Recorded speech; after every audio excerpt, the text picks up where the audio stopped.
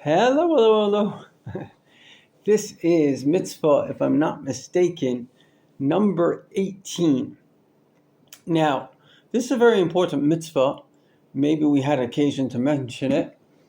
I want to thank my dear friend David Pack, who gave me the idea of doing this, focusing on the actual mitzvahs. What are mitzvahs? Mitzvahs are the commandments of God.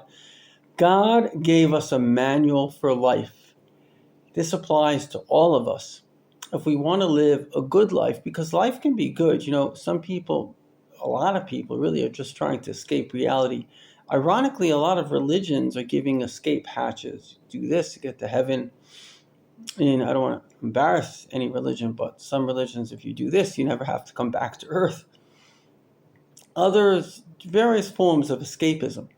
But Judaism is telling us how to make this world a good place, because if we choose good options, and obviously we need God's help, we get good results. It's kind of that simple.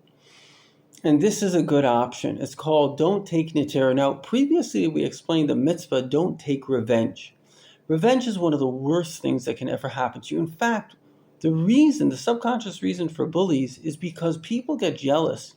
I've been there myself, unfortunately. But when we're miserable, it's a human nature to be jealous of people that are not. When they asked Freud, who kind of founded psychology, the reason for anti-Semitism, he said miserable bastards. And I used to think that was true. That was a joke, sorry. Until I realized it's actually a psychological, pure assessment. In other words, a person that's happy doesn't put anyone else down.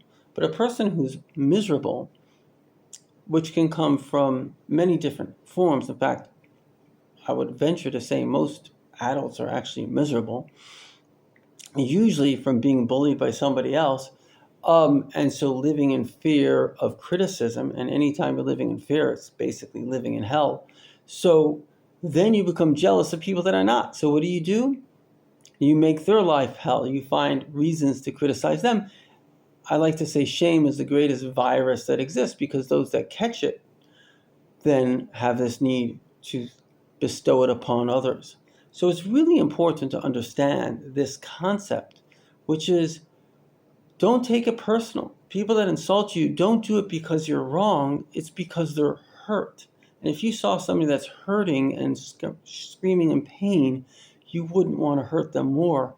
You would feel bad for them. So that's about not taking revenge.